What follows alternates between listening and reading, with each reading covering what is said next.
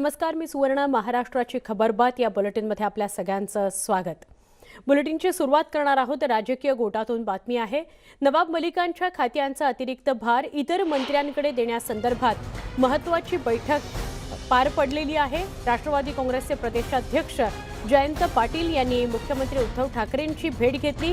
या बैठकीमध्ये मलिकांच्या खात्याचा अतिरिक्त कार्यभार इतर मंत्र्यांकडे देण्यासंदर्भात निर्णय होण्याची शक्यता आहे. खरं तर राष्ट्रवादी काँग्रेसचे नेते आणि मंत्री यांची आपापसातली बैठक पार पडलेलीच होती.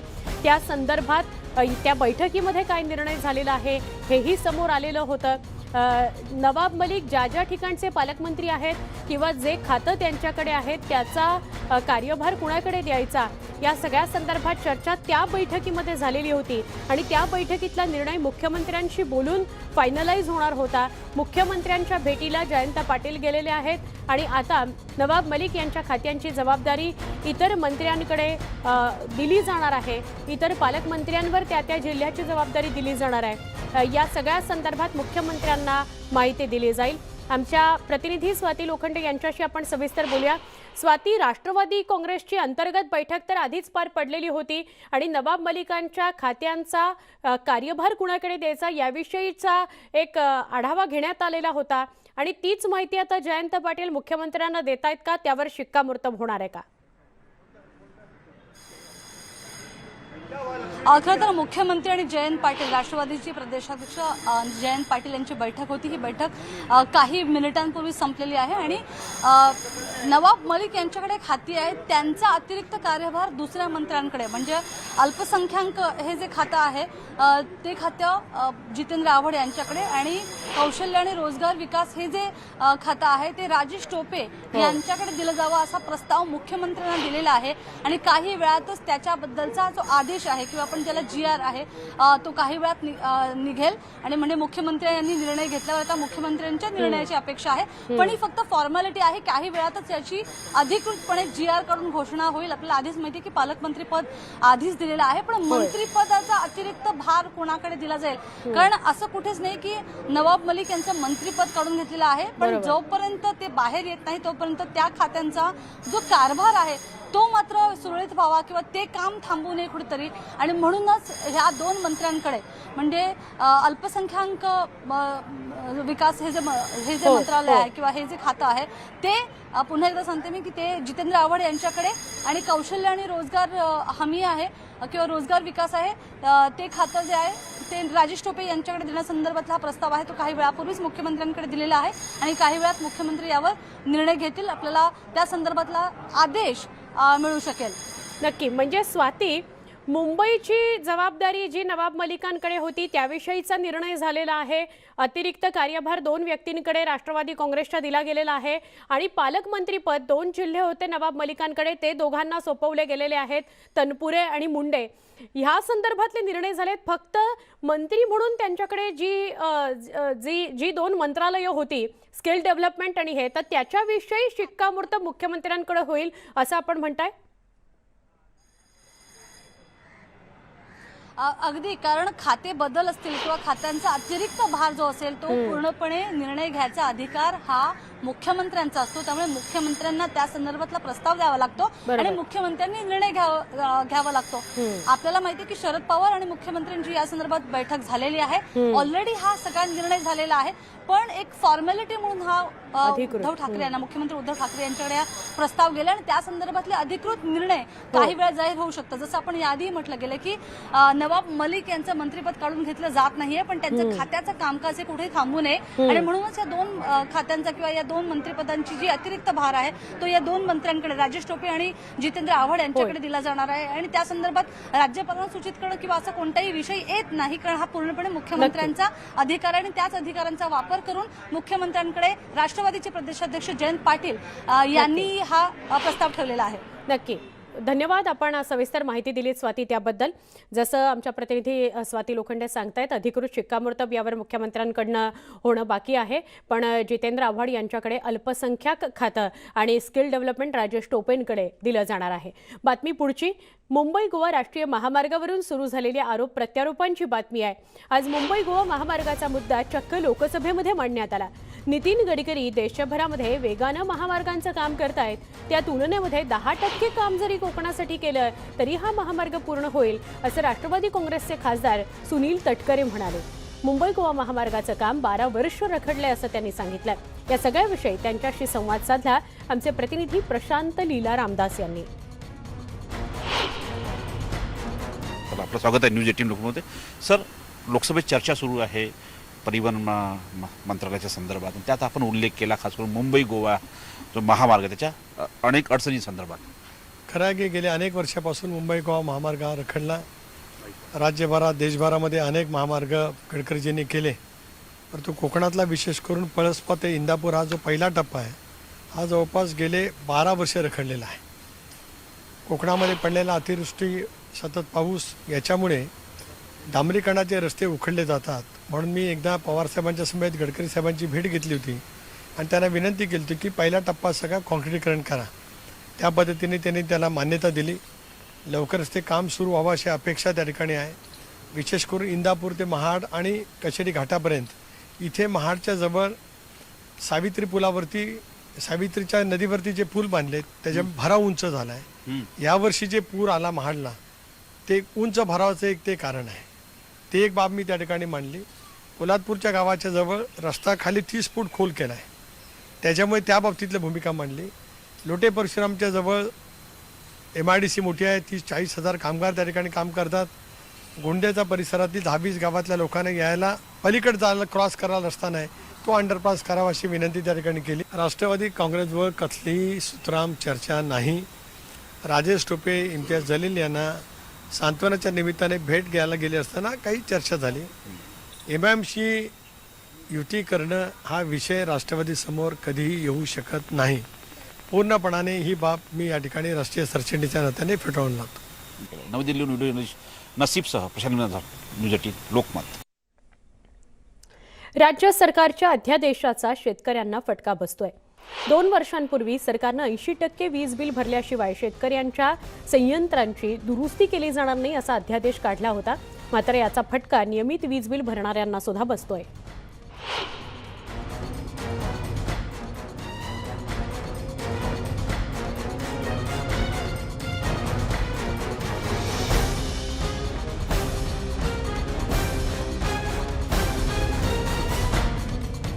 ऊर्जा मंत्री नितीन राऊत यांच्या नागपूर जिल्ह्यातील परिस्थिती तर अधिकच बिकट आहे. अनेक गावांमध्ये अध्यादेशाच्या आधारे महावितरणनं वीज तोडणीचा सपाटा लावलाय. जे शेतकरी नियमित वीज बिल भरतात त्यांना नाहक त्रास सहन करावा लागतोय. महावितरणच्या अधिकाऱ्यांनी गावातील संयंत्र बंद ठेवल्यानं पिकांना पाणी देता येत नाही. ऊर्जा मंत्री नितीन राऊत विजेची पुनर्जोडणी केली जाईल असं विधानसभेमध्ये सांगतात. मात्र महावितरणनं अजूनही अनेक शेतकऱ्यांची तोडलेली वीज जोडलेली नाही. परिणामी शेतकऱ्यांच्या समस्या वाढलेल्या आहेत.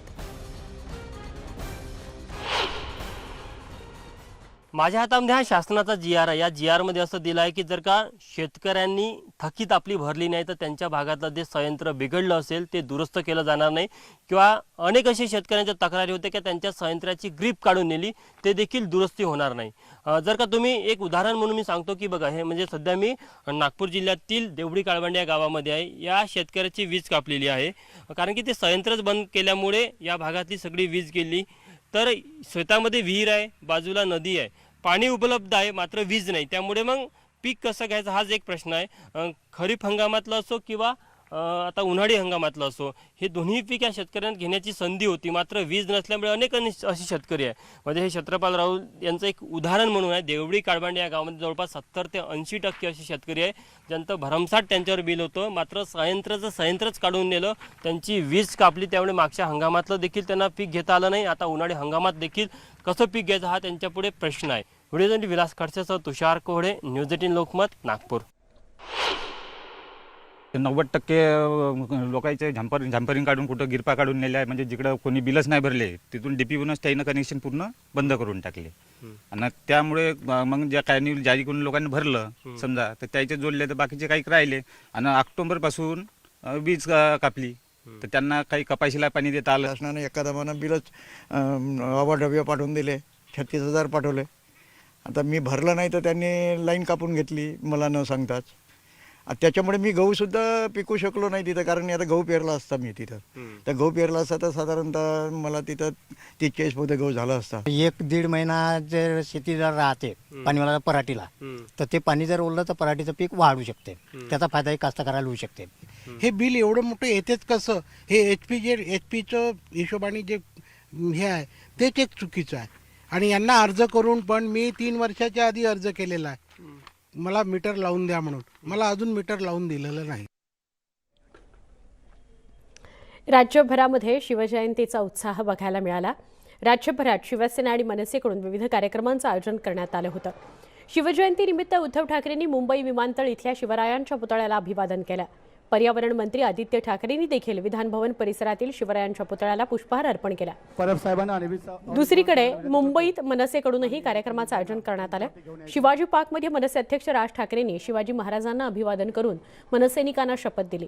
तर अमित ठाकरेंनी देखील किल्ले शिवनेरीवर जाऊन शिवाजी महाराजांच्या प्रतिमेला दुग्धाभिषेक केला.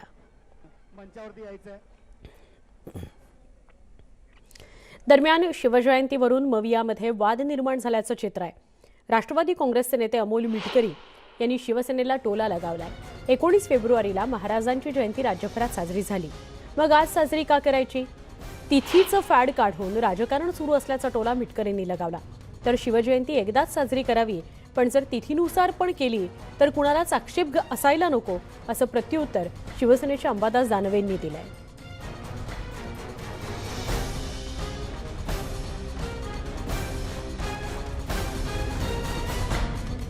महात्मा ज्योतिराव फुले यांनी 19 फेब्रुवारी 1869 रोजी शिवजयंती साजरी केली आणि 2000 साली महाराष्ट्र शासनाने शिवजयंतीची अधिकृत तारीख घोषित केली 19 फेब्रुवारी.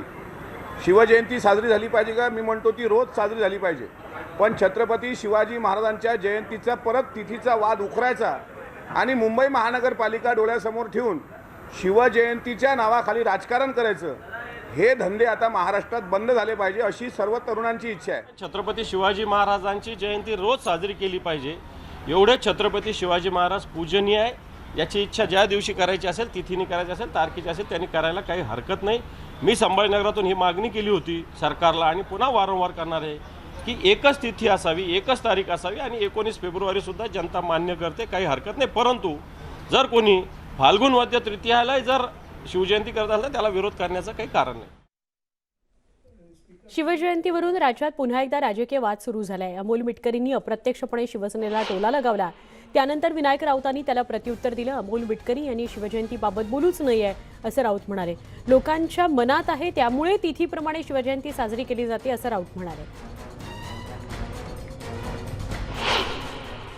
खासदार विनायक राऊत आपल्यासोबत आहेत. शिवजयंती तिथीप्रमाणे साजरी केलेली आहे, मात्र या शिवजयंती तिथीप्रमाणे साजरी केल्यामुळे राष्ट्रवादीकडूनच टीका करण्यात आलेली आहे. शासनाने जी तारीख शोधली त्याप्रमाणे शासकीय शिवजयंती होईल, पण ही जनतेने साजरी केलेली शिवजयंती आहे, शिवभक्तांनी साजरी केलेली शिवजयंती आहे.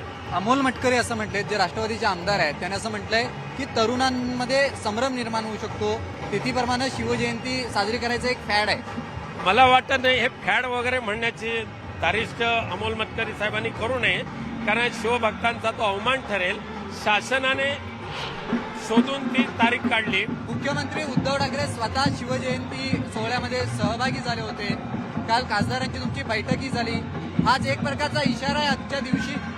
माननीय मुख्यमंत्री उद्धवजी ठाकरे दरवर्षी शिवजयंतीला विमानतळावर येतात, त्यामुळे याच्यामध्ये राजकारण नाही, हे कर्तव्य आहे आणि शिवाजी महाराजांना वंदन करण्यासाठी माननीय मुख्यमंत्री या ठिकाणी आलेले आहेत.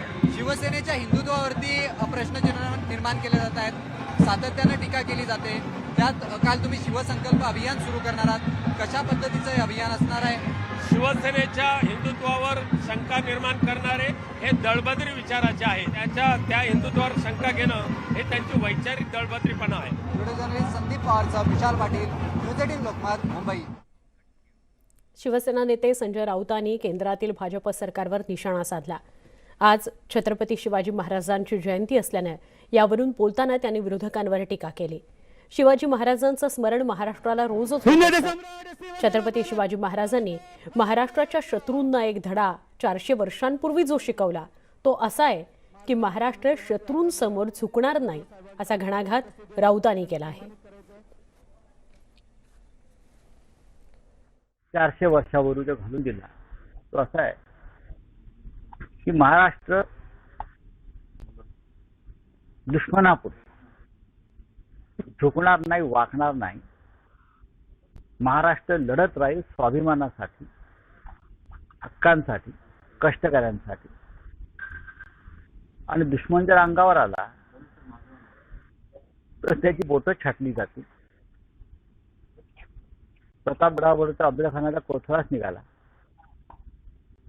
आणि 25 वर्ष लढून सुद्धा औरंगजेबाला या महाराष्ट्रामध्येच मृत्यू पत्करावा लागला.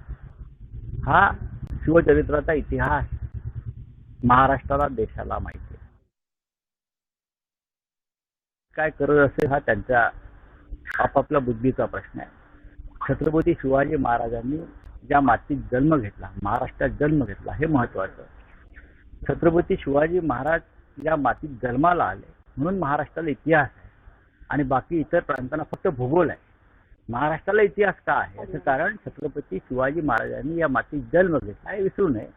छत्रपती शिवाजी महाराजांच्या नावानं ज्यांना काही राजकारण अजून काय करायचं त्यांनी करावं. छत्रपती शिवाजी महाराजांचे व्यक्तिमत्व इतकं स्फोर आणि महान आहे बरं का. त्यांनी अख्ख्या देशाला दिशा दिली. शिवजयंती तारखेप्रमाणे साजरी करावी या संदर्भात शुद्ध हेतूनं मुख्यमंत्र्यांना पत्र दिलं असून युगपुरुषाची जयंती 2 वेळा साजरी करणं बरोबर नाही असं मुंबई काँग्रेस अध्यक्ष भाई जगताप म्हणाले. स्वर्गीय बाळासाहेब ठाकरे नेहमी म्हणायचे की शिवप्रेरणा या एका वाक्यावर त्यांनी संपूर्ण शिवसैनिकांना जागृत केलं अनेक वेळेला. आजही ते शिवप्रेरणा म्हणायच्या नंतर सगळे जागृत होतात. आणि म्हणून मी मुख्यमंत्र्यांना यासाठीच लिहिलेलं आहे की एका युगपुरुषाचं, एका महापुरुषाच्या अशा पद्धतीने जयंती ही 2-2 वेळा साजरी न होता शासनाने घेतलेल्या निर्णयानुसार ती 19 फेब्रुवारीला तो व्हावीच व्हावी. परंतु तिथीप्रमाणे ज्याने त्यांनी आपल्या आपल्या घरामध्ये करायला काही हरकत नाही असं मी ते पत्र लिहिलं होतं. आणि आता पाहूयात राज्यभरातील शिवजयंतीची धूम. संपूर्ण महाराष्ट्रामध्ये शिवजयंतीचा उत्सव साजरा केला जातोय. स्वराज्याची राजधानी असलेल्या किल्ले रायगडाच्या पायथ्याशी महाडमध्ये मोठ्या उत्साहात शिवजयंती साजरी केली जाते. रायगड, नवी मुंबई, रत्नागिरी आणि सातारा जिल्ह्यातील अनेक शिवप्रेमी मंडळं किल्ले रायगडावरून शिवज्योत घेऊन जातात. महाडमधील छत्रपती शिवाजी महाराज चौक इथं श्री शिवाजी महाराज जयंती उत्सव या मंडळाच्या माध्यमातून शिवज्योतीचं स्वागत करण्यात आलं. औरंगाबादमध्ये तिथीनुसार साजऱ्या होणाऱ्या शिवजयंतीला अल्प प्रतिसाद मिळाला. मनसेच्या वतीनं शिवव्याख्यानमाला आयोजित करण्यात आलेली होती. पावनखिंड चित्रपटाचा विशेष शो मनसेच्या वतीनं अनाथ मुलांकरता यावेळी आयोजित करण्यात आला होता.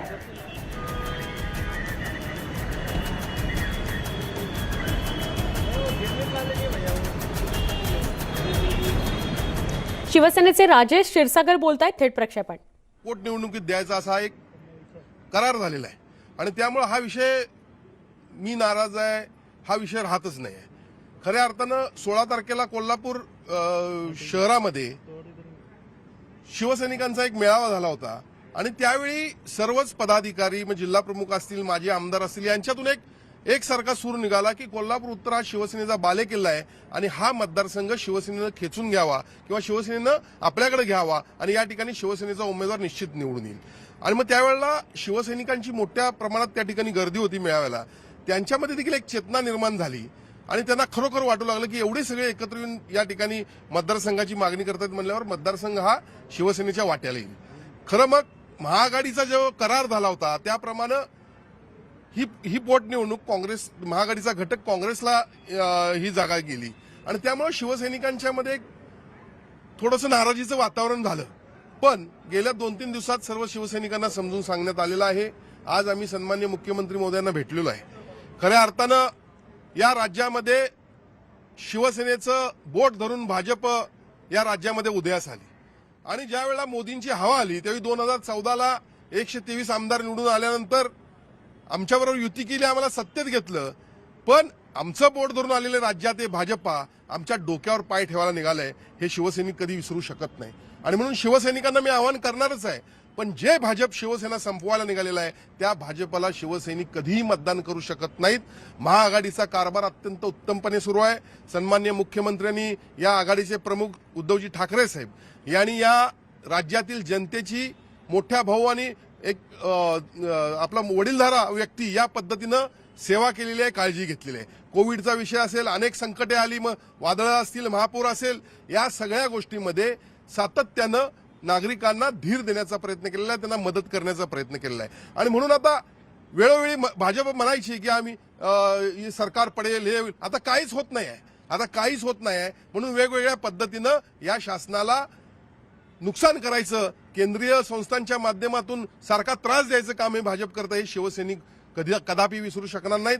आणि निश्चितपणे या राज्यामध्ये जनतेची काळजी कोण घेत असेल तर आज महाआघाडी घेत आहे. पुढच्या 5 वर्षामध्ये देखील हीच आघाडी सत्तेवर येईल आणि खऱ्या अर्थानं शिवसैनिक एकही मतदान भाजपला करणार नाही. हिंदुत्ववादी म्हटलं गेलं तरी सुद्धा एकही मतदान हिंदुत्ववादी म्हणजे काय हो?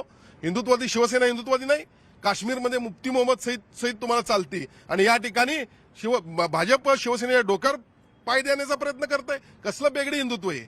हिंदुत्ववादी तुम्ही स्वतः म्हणता आणि हिंदुत्ववादी ज्या पक्षानं तुम्हाला या राज्यात उदयास घातलं त्याच्या डोक्यावर पाय ठेवण्याचा प्रयत्न करता. हे शिवसैनिक कदापि विसरू शकणार नाहीत. आणि या निवडणुकीमध्ये शिवसैनिक मोठ्या ताकदीनं, मोठ्या जिद्दीनं काँग्रेस आणि राष्ट्रवादीपेक्षा जास्त ताकदीनं उतरून या ठिकाणी या महाआघाडीच्या उमेदवाराला विजयी करतील. काँग्रेस उमेदवार रिंगणात आहे, शिवसेना एक दिलाने काम करेल का? शिवसेना सपोर्ट करेल का, पाठिंबा देईल? मी आपल्याला हेच सांगितलं, ज्या भाजपनं शिवसेनेचं बोट धरून या राज्यात उदयास आली आणि 2014ला मोदींच्या हवेमध्ये सत्तेत घेऊन डोक्यावर पाय ठेवण्याचा प्रयत्न केला, शिवसेना संपवण्याचा प्रयत्न केला, हे शिवसैनिकांना कदापि मान्य नाही.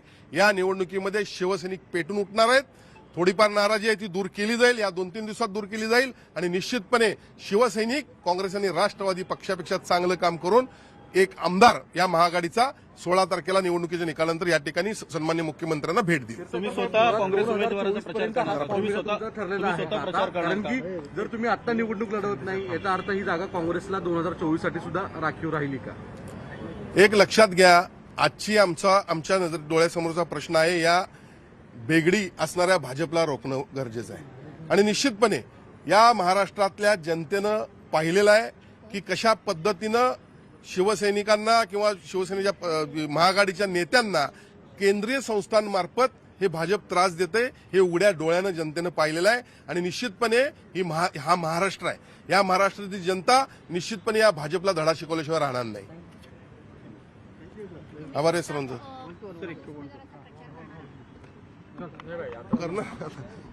शिवसैनिक सगळ्यात पुढे, मी पण शिवसैनिकच आहे. एक मिनिट सर, एक मिनिट इकडे असं सचिन असं.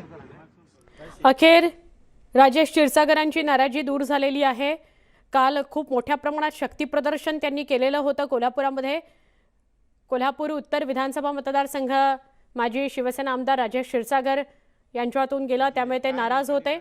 मुख्यमंत्र्यांना भेटल्यानंतर त्यांची नाराजी दूर झालेली आहे असं आपल्याला म्हणता येईल, कारण त्यांनी आता मी नाराज अस्तित्वात आली त्यावेळेला ज्या 3 पक्षापैकी कोणाचा आमदार मयत होईल त्याच पक्षाला ती उमेदवारी देण्यात येणार होती.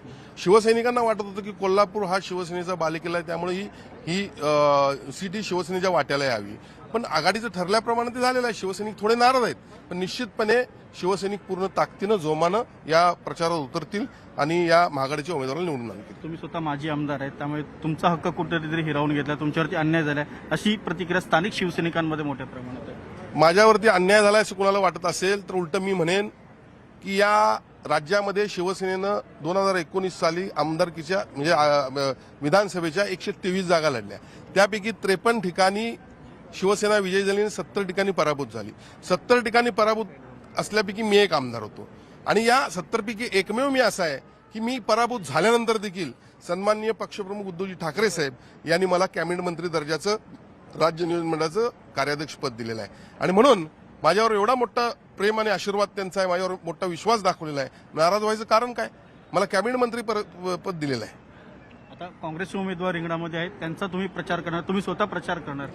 प्रत्येक शिवसैनिक, मी देखील शिवसैनिक आहे, झोकून घेऊन प्रचार यंत्रणेत भाग घेईल आणि हा उमेदवार निवडून आणेल. मुख्यमंत्र्यांनी तुमची नाराजी दूर केली, कशा प्रकारे मला नाराजी नाराजी दूर केली? नव्हतीच, नाराजीचा विषयच नाही. तुम्ही नाराज नव्हता? नाही बिलकुल नाही. आपण पाहिलं की राजेश क्षीरसागर यांनी स्पष्ट केलेलं आहे की ते कुठल्याही प्रकारे नाराज नव्हते आणि आता मी काँग्रेसच्या उमेदवाराचा प्रचार देखील करणार आहेत. सर्व शिवसैनिक काँग्रेसच्या उमेदवाराचा प्रचार करतील आणि महाविकास आघाडीचा उमेदवार हा निवडून आणतील. व्हिडिओ जर्नलिस्ट सचिन कोबडेसह उदय जाधव, न्यूज 18 लोकमत, मुंबई. एक छोटासा ब्रेक घेऊया, लगेच भेटूया. पहा फक्त न्यूज 18 लोकमत.